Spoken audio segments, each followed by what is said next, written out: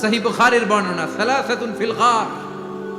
বনি ইসরাইলের জামানায় তিনজন লোক সফরে বেরিয়েছে, বানোয়াট ঘটনা না, এটা বুখারীর ঘটনা।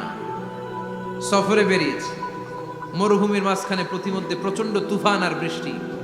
বৃষ্টি থেকে বাঁচার জন্য এর একটা পাহাড়ের গুহার ভিতরে ঢুকেছে। হঠাৎ থান্ডার, বজ্রপাত, বিজলি, মুষলধারে বৃষ্টি। বৃষ্টির পানিতে পিচ্ছিল হয়ে উপর থেকে বিশাল প্রকাণ্ড একটা পাথরের খণ্ড এসে গুহার মুখের মধ্যে আটকে গিয়েছে। যেই গুহার মুখ দিয়ে তারা ঢুকেছে, ওইখানে বিশাল একটা পাথর গড়িয়ে এসে উপর থেকে পড়ল। অন্ধকার, ভিতরে কোনো আলো নাই, কোনো জনমানব নাই, বাঁচানোর কেউ নাই, কিচ্ছু দেখা যায় না, ঘুটঘুটে অন্ধকার। বাইরে থেকে আলো আর অক্সিজেন যে আসবে ওই সুযোগটাও নাই। তিনজন বুঝে গেল আমাদের মৃত্যু এখানেই হবে, আমাদের কঙ্কাল গুলো শত শত বছর এখানে পড়ে থাকবে, কেউ উদ্ধারের জন্য আসবে না, ঠিক কিনা? বাঁচানোর কেউ নাই, অক্সিজেন যতটুকু আছে কিছুক্ষণ পরে এটাও শেষ হয়ে যাবে। তিনজনের একজন বলল আমাদের বাঁচানোর কেউ নাই, একজন ছাড়া তিনি কে? আমাদের তিনজনের জীবনের এমন কোন নেক আমল আছে কিনা যেটা দিয়ে আল্লাহর কাছে দোয়া করা যায়? কার জীবনে কি নেক আমল আছে যেই নেক আমলটা দুনিয়ার কোনো মানুষকে দেখানোর জন্য করা হয় নাই, শুধু করা হয়েছে কার জন্য? এরকম কোন নেক আমল থাকলে দোয়া করা শুরু করো, এছাড়া আমাদের বাঁচার কোনো উপায় নাই। একজন দোয়া করা শুরু করলো, হাদিসে লম্বা একটা হাদিস, আমি সরল বঙ্গানুবাদ শোনাচ্ছি। একজন দোয়া করা শুরু করলো, একজন বলতে শুরু করলো, আল্লাহুম্মা কানা লি আবাওয়ান শাইখান কাবীরান। ও আল্লাহ, আমার বৃদ্ধ বৃদ্ধা মা বাবা ছিল, আমি পেশায় ছিলাম রাখাল, প্রতিদিন রাখালগিরি করার পরে, ছাগলের দুধ দহন করার পরে যখন বাসায় ফিরে আসতাম, সবার আগে আমি আমার আব্বা আম্মারে দুধ খাওয়াতাম। আব্বা আম্মাকে দুধ খাওয়ানোর পরে আমার সন্তানদের মুখে, আমার স্ত্রীদের মুখে আমি দুধ তুলে দিতাম। একদিন আমার আসতে দেরি হয়ে গেল, এসে দেখি আব্বা আম্মা ঘুমিয়ে গেছে। দুধের বাটি নিয়ে আমি আব্বা আম্মার মাথার সামনে দাঁড়িয়ে রইলাম। মনে মনে ভাবলাম, আব্বা আম্মা যখন ঘুম থেকে জাগবে, আব্বা আম্মারে আগে আমি দুধ খাওয়াবো, তারপরে ছেলে মেয়েরে খাওয়াবো, স্ত্রীদেরকে খাওয়াবো। দাঁড়িয়ে রইলাম, আমার ছেলে মেয়েরা এসে আমার কাছে বলল, আব্বা খাবার দাও, আমি দেই নাই। ক্ষুধার জ্বালায়, ক্ষুধার যন্ত্রণায় পাগল পড়া হয়ে আমার কলিজার টুকরা ছেলে মেয়েগুলো আমার পায়ের মধ্যে পড়ে কাঁদতে লাগলো, আব্বা একটু দুধ দাও, ক্ষুধা লেগেছে। ও আল্লাহ, আমি দেই নাই। ফজর পর্যন্ত দাঁড়িয়ে রইলাম। ফজরের সময় যখন আব্বা আম্মা ঘুম থেকে উঠলেন, সবার আগে আব্বা আম্মারে দুধ খাওয়ালাম, তারপরে ছেলে মেয়েদের মুখে তুলে দিলাম। ও আল্লাহ, ও আল্লাহ, ওই দিনে সারা রাতটা আমি দাঁড়িয়ে আব্বা আম্মার জন্য যে দাঁড়িয়েছিলাম, দুনিয়ার কাউরে দেখানোর জন্য নয়, শুধু তোমারে খুশি করার জন্য। ওই রাতের ইবাদতটা যদি তোমার কাছে পছন্দ হয়, ফাফাররিজ আন্না মা নাহনু ফি, আজকে যেই বিপদে আমরা আছি, বিপদ থেকে তুমি বাঁচাও। বলার সাথে সাথে 1/3, 1/3 পাথরটা ডান দিকে সরে। সুবহানাল্লাহ পড়বেন না? এবার বাইরে থেকে আলো আসতে শুরু করেছে, অক্সিজেন ঢুকতে শুরু করেছে, তাদের মনের মধ্যে স্বস্তি ফিরে এসেছে। এবার দ্বিতীয় জন দোয়া শুরু করলো, আল্লাহ, আমার এক চাচাতো বোন ছিল, এত সুন্দরী, আমার জীবনে এত সুন্দরী নারী আমি দেখি না, এত সুন্দরী নারী। ওয়া কুনতু উহিব্বুহু বিআশাদ্দি মা ইউহিব্বুর রিজাল আন নিসা, একজন পুরুষ একজন নারীকে যত ভালোবাসতে পারে আমি ঠিক ততটা ভালোবাসতাম আমার এই সুন্দরী কাজিনকে, চাচাতো বোনকে। কিন্তু আমার মনের কথা আমার চাচাতো বোনরা আমি বুঝাতে পারি নাই। একদিন লজ্জা শরমের মাথা খেয়ে চাচাতো বোনরা আমি বললাম, তোরে আমি বড্ড ভালোবাসি, একান্তে আমি তোরে চাই। চাচাতো বোন বলল, এত এত স্বর্ণ মুদ্রা যেদিন জমাতে পারবা ওই দিন আমারে পাবা। এবার আমি স্বর্ণ মুদ্রা জমাতে লাগলাম, জমাতে জমাতে জমাতে জমাতে বছর শেষে স্বর্ণ মুদ্রার থলে নিয়ে চাচাতো বোনের হাতে দিলাম। চাচাতো বোন আমার অপকর্মে রাজি হয়ে গেল। গোপন একটা রুমের ভেতরে আমরা ঢুকলাম, দুইজনেই জামা কাপড় খুলে নেকেড হলাম, জিনা করব, পাপ কাজ করব। একেবারে ফাইনাল ডেস্টিনেশন আমরা চলে গেলাম। পাপ কাজ যখন আমরা শুরু করব, ইন দা মিন টাইম আমার চাচাতো বোন আমার ডেকে বলে, ও আমার চাচাতো ভাই, ইত্তাকিল্লাহ, ইত্তাকিল্লাহ, আল্লাহরে ভয় কর, আমার সতীত্ব নষ্ট করে দিস না। আল্লাহ ওই মুহূর্ত থেকে ফিরে আসা কোনো পুরুষের পক্ষে সম্ভব ছিল না। ইত্তাকিল্লাহ, এই বাক্যটা শুনে, তোমার আওয়াজ শুনে আমার কলিজার মধ্যে কাঁপুনি ছুটে গিয়েছে। তোমার নাম শুনে আমি আর ধৈর্য ধারণ করতে পারি নাই, চিৎকার মেরে জামা পেড়ে ওই ঘর থেকে বের হয়ে গেলাম। ও আল্লাহ, শুধুমাত্র কেবলমাত্র একমাত্র তোমার ভয়ে ওই দিন আমি আমার চাচাতো বোনের সাথে পাপ কাজে লিপ্ত হই নাই। আল্লাহ রে, ওই দিনের আমলটা যদি তোমার দরবারে কবুল হয়ে থাকে, আজকের বিপদের দিনে তুমি আমাদের বাঁচাও। বলা মাত্রই এই দোয়া আল্লাহর কাছে এত কবুল হয়েছে, কারণ আল্লাহর ভয় এটা পৃথিবীর সবচেয়ে বড় ইবাদত। চিল্লায় বলেন ঠিক কিনা? যাদের হৃদয়ে আছে আল্লাহর ভয়, তারা কবু পথ ভুলে যায় না। আল্লাহর প্রেম ছাড়া এই দুনিয়ায় কারো কাছে কোনো কিছু চায় না। ঠিক কিনা? আল্লাহর ভয় আল্লাহর কাছে সবচেয়ে বড় প্রিয় ইবাদত।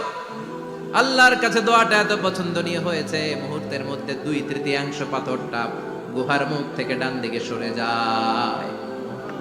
2/3 পাথর এখন সরে গিয়েছে।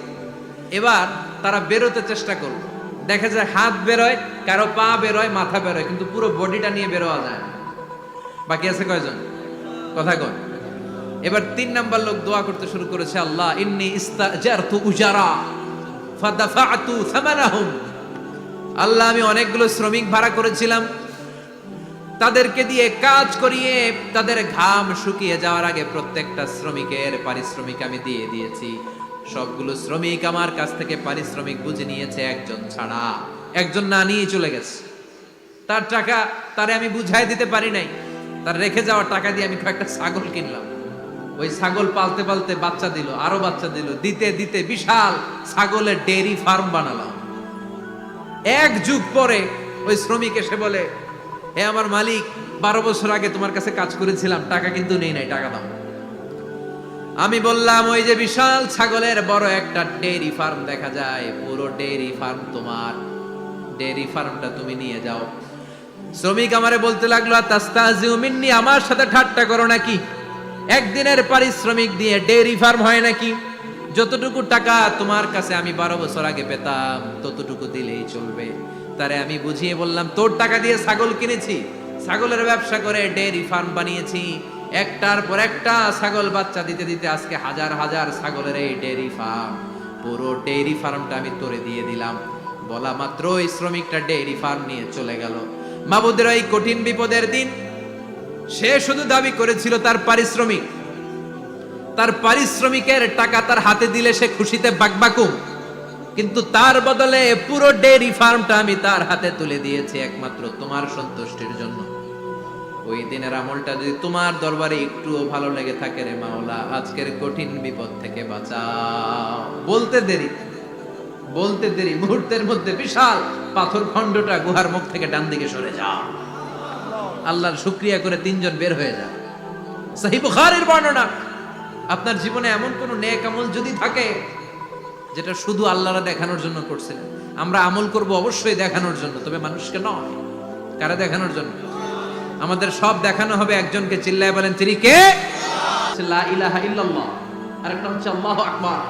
এই 4টার চেয়ে শ্রেষ্ঠ জিকির আর নাই। কথা বলেন, এটা এই 4টার ভিতরে ইল্লাল্লাহ আছে? কথা বলেন। এজন্য জিকিরকে আমরা খণ্ডিত করব। ঠিক যেমন যেমন সহিহ সুন্নাহ এসেছে তেমন তেমন জিকির করলে আপনার কলিজাটারে ঠান্ডা করে দিবে কে? ইল্লাল্লাহর ব্যাখ্যা থাকতে পারে। অনেকে ব্যাখ্যা করে যে এটার মধ্যে লা ইলাহা আছে, এটাকে গোপন রাখা হয়েছে, আমরা ইল্লাল্লাহ পড়ি না, ওটার দরকার নাই। বিশ্বনবী এবং সাহাবারা যেই পন্থায় জিকির করেছেন, যেই পন্থায় জিকির শিখিয়েছেন, ওইটার ভিতরে বরকত বেশি না কম? কথা বলেন, বেশি না কম? এজন্য বিশ্বনবী বললেন আল্লাহর কাছে প্রিয় কথা 4টা। একটা হলো সুবহানাল্লাহ, দ্বিতীয়টা হলো আলহামদুলিল্লাহ, তৃতীয়টা হলো লা ইলাহা ইল্লাল্লাহ, চতুর্থটা হলো আল্লাহু আকবার।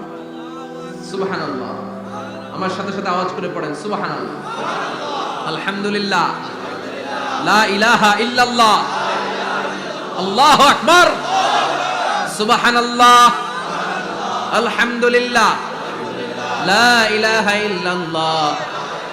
আওয়াজ করে পড়েন আল্লাহু আকবার। মনে থাকবে? জিকিরের ওয়াজ শেষ। এগুলোর চেয়ে শ্রেষ্ঠ জিকির নাই। সবচেয়ে শ্রেষ্ঠ জিকির লা ইলাহা ইল্লাল্লাহ, সবচেয়ে শ্রেষ্ঠ কালিমা আল্লাহর কাছে এই 4টা। একটু খেয়াল করে দেখেন, এই প্রতিটা জিকিরের মধ্যে আমার আল্লাহর নাম আছে না নাই? সুবহানাল্লাহ আছে না? আলহামদুলিল্লাহ, লা ইলাহা ইল্লাল্লাহ, আল্লাহু আকবার। আল্লাহ ছাড়া, আল্লাহর নাম থাকবে না, যেই শব্দের মধ্যে ওই সমস্ত নাম আর হুই হুই হুই হুই এগুলো দিয়ে কোনো জিকির করা যাবে। আবার আব্দুল্লাহ ইবনে আমর ইবনুল আস বর্ণনা করেন, বিশ্বনবী যখন জিকির গুলো করতেন, আমি বিশ্বনবীকে দেখেছি বিশ্বনবীর আঙ্গুলের কড়ায় জিকির গুনতেন। সুবহানাল্লাহ পড়েন। দেখতেছেন আমার হাত দেখা যায়, দেখা যায়, দেখা যায়। রাআইতুন নাবিয়্যা, আব্দুল্লাহ ইবনে আমর ইবনুল আসের বর্ণনা, রাআইতুন নাবিয়্যা ইয়াকিদু তাসবিহা বিয়ামিনিহি, আমি বিশ্বনবীকে ডান হাতের গিড়ার ভেতরে তাসবিহ গুনতে শুনেছি, তাসবিহ গুনতে দেখেছি। সুবহানাল্লাহ পড়েন। এখন আমরা লম্বা তাসবিহ ছড়া নেই না, এটা জায়েজ, কিন্তু শ্রেষ্ঠ হচ্ছে হাতের গিড়ায় গণা। এই প্রতিটা গিড়া in the day of judgement আপনার পক্ষে সাক্ষী দিবে। মনে থাকবে কিভাবে গুনবেন? বা হাতে না ডান হাতে? ডান হাত উঁচু করেন সবাই, এইভাবে। নামাজ শেষ, আল্লাহু আকবার পড়ে 3 বার ইস্তেগফার পড়ে গণা শুরু, এইভাবে সুবহানাল্লাহ, ঠিক আছে? এরপর আলহামদুলিল্লাহ, এরপর আল্লাহু আকবার। সবাই রাজি তো? সবাই রাজি? আল্লাহ তুমি কবুল করো। আরো জোরে পড়েন আমিন। তাহলে আমরা তাওবার পদ্ধতি জানলাম, কেন আমরা ইস্তেগফার পড়বো জানলাম, এরপরে জিকিরের খুঁটিনাটি জানলাম। এবার কেমন করে আল্লাহর কাছে দোয়া করবো এটাও জানার দরকার আছে না নাই? বিশ্বনবী বললেন আর দোয়া মুখুল ইবাদা, দোয়া হলো ইবাদতের নির্যাস। যে দোয়া করে না সে কিছুই করে না। তিরমিজির আরেক বর্ণনায় বিশ্বনবী বললেন আর দোয়া হুয়াল ইবাদা, দোয়াটাই হলো ইবাদত, দোয়াটাই ইবাদত। ধরেন আমি দোয়া করা শুরু করলাম, এটাই ইবাদত। নামাজ যেমনি ইবাদত, জিকির যেমনি ইবাদত, হজ করা যেমনি ইবাদত, দোয়া করাটাও। এজন্য প্রতি নামাজের শুরুতে দোয়া আছে না নাই? সূরাতুল ফাতিহার আরেক নাম সূরাতুদ দোয়া, দোয়ার সূরা। আমরা প্রত্যেকবার সূরা ফাতিহা যখন পড়ি আমরা পড়ি ইহদিনাস সিরাতাল মুস্তাকিম। সবাই পড়েন ইহদিনাস সিরাতাল মুস্তাকিম। ও আল্লাহ আপনি আমাদেরকে সরল সঠিক পথ দেখান। পড়েন আমিন। ও আল্লাহ show us the right path, show us the correct path, show us the middle path. আল্লাহ মধ্যম পন্থা দেখান, মাঝামাঝি রাস্তাটা দেখান, সিরাতুল মুস্তাকিম দেখান। আমাদেরকে রাস্তা দেখায় কে? কথা বলেন না। আমরা যদি পথ ভুলে যাই পথ দেখায় দেয় কে?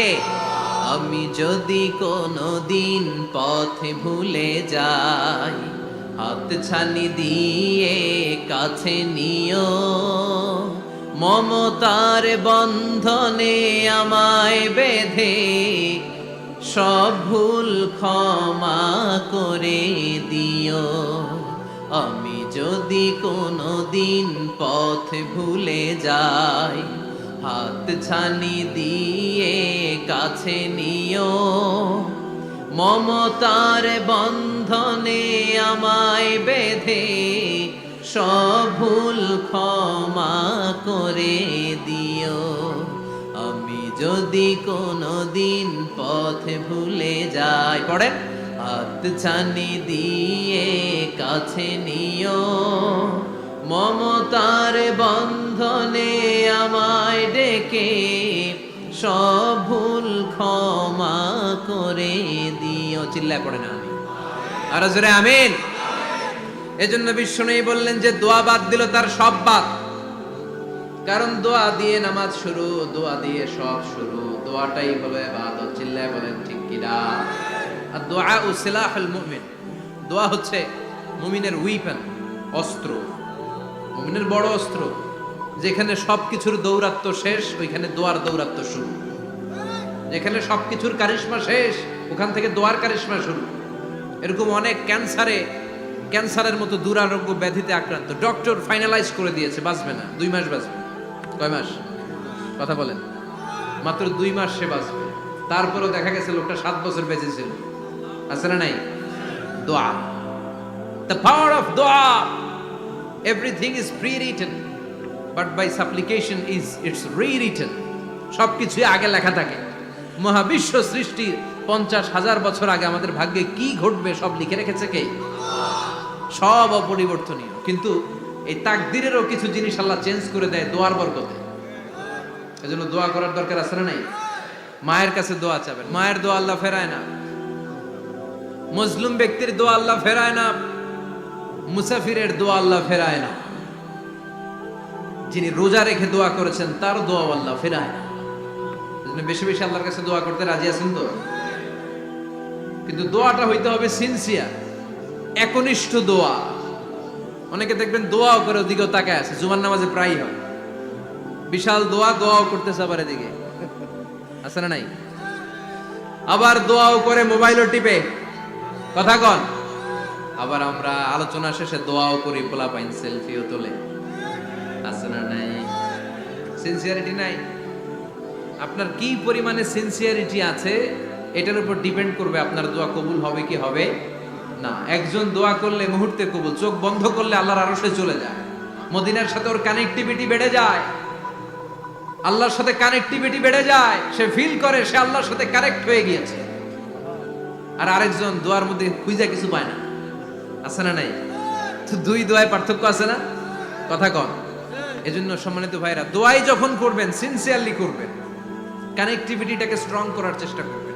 সিনসিয়ার দোয়া is like a missile. Missile নাম শুনছেন? হামলা করে না, মিসাইল হামলা করেছে ইসরায়েল, শোনেন নাই? মারলে একেবারে ধ্বংস করে যায় সব। এই মিসাইল হামলা, ড্রোন হামলা, এগুলো লক্ষ্য বস্তু ভেদ করে ভয়ঙ্কর ভাবে, ইঞ্চি ইঞ্চি, মাইক্রো ইঞ্চি মেপে মেপে এমন ভাবে এই বোমাটা মারবে, ঠিক জায়গা মতো এটা ফিট হয়ে যাবে। তেমনি দোয়ার মতো আপনি যদি দোয়া করতে জানেন, একনিষ্ঠতার সাথে সিনসিয়ারিটি সাথে যদি দোয়াটা করে ফেলতে জানেন, এই দোয়া মুহূর্তে আল্লাহর আরশে যেয়ে নক করবে। সুবহানাল্লাহ পড়ে। আর মুমিনের দোয়া কখনো ফেরত যায় না, দোয়া করলেই মুমিনের দোয়া কবুল করে নেয় কে? আপনি জীবনে যত দোয়া করছেন সব কবুল। All of your supplications are accepted. Whatever you have supplicated to your Lord, যাই চেয়েছেন সব কবুল। অনেকে বলে হুজুর এটা একটা কথা কইলেন, সব দোয়া বুঝি কবুল? কত দোয়া করলাম, জীবনে কত কিছু চাইছি, কই কিছুই তো দেয় নাই, এরকম আছে না নাই? অনেকে বলে হুজুর কত চাইলাম আল্লাহ আমার দিল না। 5টা আল্লাহ মেয়ে দিয়েছে, একটা ছেলের জন্য কাবাঘর ধরেও দোয়া করে আসছি, হাজরে আসওয়াদ ধরে দোয়া করে আসছি, মুলতাজামে দোয়া করে আসছি, আরাফাতের ময়দানে দোয়া করছি, কই আল্লাহ দিল না। আর আপনি ওয়াজে কম যত দোয়া করছেন সব কবুল করে নিছে কে? কন্ট্রাডিক্ট হয়ে গেল না? আমি বললাম সব দোয়া কবুল, আর আপনারা কইতেছেন কই কত কিছু তো পাই নাই। আল্লাহর দোয়া কবুল করার 3টা পদ্ধতি আছে। কয়টা? আপনাদের জিমানি আসছে? কথা শুনতেছেন তো? 3টা পদ্ধতিতে তিনি দোয়া কবুল করেন। চিল্লায় বলেন কয়টা? আপনি দোয়া করা মাত্রই আল্লাহ দোয়াটা অ্যাকসেপ্ট করে নেয়। আল্লাহ বলে accepted, rejected he never shed your সাপ্লিকেশন is rejected. তোমার দোয়া রিজেক্ট করে দিলাম, এটা আল্লাহ কখনো বলে? সুবহানাল্লাহ পড়বেন না? দোয়া করা মাত্রই কবুল করে কে? তবে 3টা পদ্ধতিতে করে। চিল্লায় বলেন তো কয়টা? যখনই যা চাইবেন আল্লাহ বলে দেব দেব দেব, দেব না কখনো বলে না। 3 পদ্ধতিতে কবুল হয়। পদ্ধতি নাম্বার 1, কোন বিষয় আল্লাহর কাছে চাইলেন, দোয়া করলেন, আল্লাহ বলে দেব দেব বলেই তিনি দিয়ে দেয়, ফলে আপনি পেয়ে যান, আপনি খুশি। সুবহানাল্লাহ পড়েন। পদ্ধতি নাম্বার 2, আপনি আল্লাহর কাছে কিছু চাইলেন, আল্লাহ তখনও বলে বান্দা তোরে দেব, রিজেক্ট করে দিলাম এটা বলে না, দেব তবে এখন না, লেটার অন, একটু দেরি করে, পরে দেব, কখন দিলে আমার জন্য ভালো, আমার চেয়েও ভালো জানে কে? তাইলে মাঝে মাঝে সাথে সাথে দেয়, মাঝে মাঝে দেরি করে দেয়। পদ্ধতি নাম্বার 3, আল্লাহর কাছে দোয়া করলেন, আল্লাহর কাছে কায় মনোবাক্যে চাইলেন, তখনও আল্লাহ বলে বান্দা আমি দেব, তুই নিরাশ হইস না, তবে এখন দেব না, দেরি যেদিন বিপদে পড়ে যাবি ওই দিন দেব। যেদিন পিতা সন্তানরে চিনে না, সন্তান পিতারে চিনবে না, পীর সাহেব মুরিদরে চিনবে না, মুরিদ পীর সাহেবরে চিনবে না, মুসল্লি ইমাম সাহেব চিনবে না, ইমাম মুসল্লি চিনবে না, নেতা কর্মী চিনবে না, কর্মী নেতারে চিনবে না। চিল্লা এখন ঠিক কিনা? কেউ কাউরে চিনবে না, কেউ কাউর কোনো উপকারে আসতে পারবে না। ওই কঠিন দিনে তোরে আমি দেব রে গোলাম। তাহলে এই যে এতগুলা দোয়া ছোটবেলা থেকে আনটিল টুনাইট, এর রাত পর্যন্ত যে দোয়াগুলো আল্লাহর কাছে করছেন, লস হয়েছে? চিল্লায় বলেন লস হয়েছে না লাভ? লস না লাভ? আল্লাহ বলে গোলাম চা বেশি বেশি দোয়া কর, উজিবু দাওয়াতাদ দাঈ ইদা দাআন। আমার বান্দা আমার কাছে চাইতে দেরি হয়ে যায়, দোয়া কবুল করতে দেরি হয়, এজন্য বারবার চাইতে হবে। না দিলেও চাও, না দিলেও হয় একটু পরে দিবে, দেরি করে দিবে, যখন আমার জন্য উপকার হবে, ভালো হবে, তখন দিবে। তা না হলে কিয়ামতের ময়দানে দিবে। চিল্লায় বলেন ঠিক কি না? বেশি বেশি দোয়া করবেন, সবার জন্য করবেন, নিজের জন্য করবেন, ফ্যামিলি মেম্বারসদের জন্য করবেন, শুভাকাঙ্ক্ষীদের জন্য করবেন, শত্রুদের জন্য বেশি করবেন, হেটার্স যারা আছে ওদের জন্য বেশি দোয়া। আল্লাহ যেন এগুলোর হেদায়েত দেয়। ইসলাম বিরোধী যারা এদের জন্য দোয়া, হিন্দু বন্ধু থাকলে এদের জন্য দোয়া, হেদায়েতের দোয়া। ঠিক কি না? সবাই সবার জন্য দোয়া করেন। অনেকে কয় হুজুর আমি আরেকজনের জন্য করবো কেন, হ্যাটটা হ্যাঁ করবো, আমার দোয়া আমি করব, আছে না নাই? না, আপনি তার জন্য করবেন। আপনি যদি আপনার ভাইয়ের জন্য দোয়া করেন, ফেরেশতারা বলে ওয়ালাকা বিমিসলিন, মানে আল্লাহ সে তার ভাইয়ের জন্য যে দোয়া করলো এই দোয়াটা আগে তার জন্য তুমি কবুল করে নাও। আপনি যদি দোয়া করেন আল্লাহ আমার ভাই অসুস্থ, তুমি তারে সুস্থ করে দাও, ফেরেশতারা বলে আল্লাহ যেই লোকটা দোয়া করলো তার মধ্যে যদি কোনো রোগ থাকে আগে তারে সুস্থ করে দাও, পরে বাইরে। ফেরেশতাদের দোয়া কবুল করে নেয় কে? আপনার দোয়া কবুল হইতেও পারে নাও হইতে পারে, কিন্তু ফেরেশতারা আল্লাহর কাছে দোয়া করলে এটা কবুল হবে না? আপনি যদি দোয়া করেন আল্লাহ আমার ভাইয়ের আর্থিক অবস্থা খুব খারাপ, তারে ধনী বানিয়ে দাও, ফেরেশতারা বলে ওয়ালাকা বিমিসলিন, ও আল্লাহ এই দোয়াকারী তার ভাইয়ের জন্য যেই দোয়াটা করেছে আগে তার জন্য দোয়াটা কবুল করে নাও। সুবহানাল্লাহ পড়ো। এজন্য বেশি বেশি দোয়া করতে রাজি আছেন? বারবার চাইবে, সকালে বিকালে দুপুরে রাতে শীতকালে গ্রীষ্মকালে সব সময় আমরা দোয়া করব কার কাছে? আল্লাহর কাছে। বারবার চাইলে আল্লাহ খুশি হয়ে যায়, বারবার না চাইলে আল্লাহ রেগে যায়। দুনিয়ার সিস্টেমের একেবারে বিপরীত। আমি যদি এই ভাইয়ের কাছে কোন একটা বিষয় নিয়ে আজকে যাই, ভাই আমারে 1000 টাকা দেন, বিপদে পড়ছি, দিল 1000 টাকা, নেন, বিপদ সারা উদ্ধার হলো। এক সপ্তাহ পরে আবার ভাইজান বড় বিপদে আছে, 1000 টাকা। তারপরে উনি লজ্জায় পড়ে দিবে, আসছে যখন দেই। পরের সপ্তাহে আবার মিয়া সাহেব 1000 টাকা। ওই দিন বলবে ভাই 1000 নাই, 500 নিয়ে আসা, কথা কর। এর পরের মাসে যদি বলি ভাই বিপদে পড়ছি, দিবে নাকি? লাঠির বাড়ি আছে না নাই? প্রতি সপ্তাহে সপ্তাহে তোমার বিপদ, কথা কর। তার মানে এই দুনিয়ার সিস্টেম হচ্ছে একটা বিষয় নিয়ে বারবার কারো কাছে যাওয়া যায় না, চাওয়া যায় না, শরম লাগে, কথা কর। কিন্তু আল্লাহর সিস্টেমটা একেবারে উল্টো। আল্লাহর কাছে বারবার না চাইলে তিনি রেগে যায়। তিরমিজির বর্ণনা, ইন্নাহু মান লাম ইয়াসআলিল্লাহ ইয়াগদাব আলাইহি, যে ব্যক্তি কোনো বিষয় নিয়ে বারবার আল্লাহরে বিরক্ত করে না তার উপর আল্লাহ রেগে যায়। আর বারবার চাইতে যে লোকটা আল্লাহরে বিরক্ত করতে চায় তার উপর আল্লাহ খুশি হয়ে যায়। এজন্য চাবেন আল্লাহর কাছে আজকে থেকে, চাবেন দোয়া করলে যে কবুল হয় বিশ্বাস হয় মুসলমান। নেক আমলের ওসিলা দিয়ে দোয়া কবুল হয়। আপনার জীবনে যদি কোনো নেক আমল থেকে থাকে, যে নেক আমলগুলো আপনি আল্লাহর সন্তুষ্টির জন্য করেছেন, আমি আজকের মাহফিল আল্লাহর নামে একটা কসম কেটে বলে যাই, ওয়াল্লাহি আল্লাহর কসম করে আমি আপনাদের বলছি, আপনার জীবনের এমন কোনো নেক আমল যদি থাকে যে আমলটা শুধুমাত্র কেবলমাত্র আপনি আল্লাহকে খুশি করার জন্য করেছিলেন, ওই নেক আমলের ওসিলা দিয়ে দোয়া করতে দেরি হবে, দোয়া কবুল হতে দেরি হবে। বিশ্বাস হয়? সন্দেহ লাগছে মনে হয়? বিশ্বাস হয় সবার? নেক আমলের ওসিলা, ওই নেক আমলটা শুধুই হয়েছে কার জন্য? চোখের পানি ছাড়ছিলেন এক রাতে আল্লাহর ভয়ে, কাউরে দেখানোর জন্য না, ওই নেক আমল। রাত্রিবেলা হেঁটে যাচ্ছিলেন মসজিদের পাশ দিয়ে, দেখলেন দান বাক্স লেখা, কেউ নাই, কচকচে 500 টাকার নোট বের করে ঢুকাই দিছিলেন। এটা হচ্ছে শুধু আল্লাহরে দেখানোর জন্য নেক আমল, ঠিক কিনা? আল্লাকা সিররুন ইনদাল্লাহ বাইনাকা আনতা ওয়া বাইনাল্লাহ, আল্লাকা সাদাকাতুন তাখফা লা ইয়ালামুহা ইল্লাল্লাহ, আল্লাকা সিররুন ইনদাল্লাহ বাইনাকা আনতা ওয়া বাইনাল্লাহ, আল্লাকা সাদাকাতুন তাখফা লা ইয়ালামুহা ইল্লাল্লাহ। সুবহানাল্লাহ পড়েন। আল্লাকা সিররুন ইনদাল্লাহ, তোমার আর তোমার রবের মাঝে গোপন কিছু আছে কি যেটা আল্লাহ ছাড়া কেউ জানে না? তোমার কি কোনো গোপন দান আছে কি যেটা আল্লাহ ছাড়া কেউ দেখেনি? সুবহানাল্লাহ পড়েন। এমন কোন আমল যে আমলটা আপনি করেছিলেন শুধু আল্লাহর খুশির জন্য, ওই আমলের ওসিলা দিয়ে দোয়া করলে কবুল করবে কে? বিশ্বাস হয়?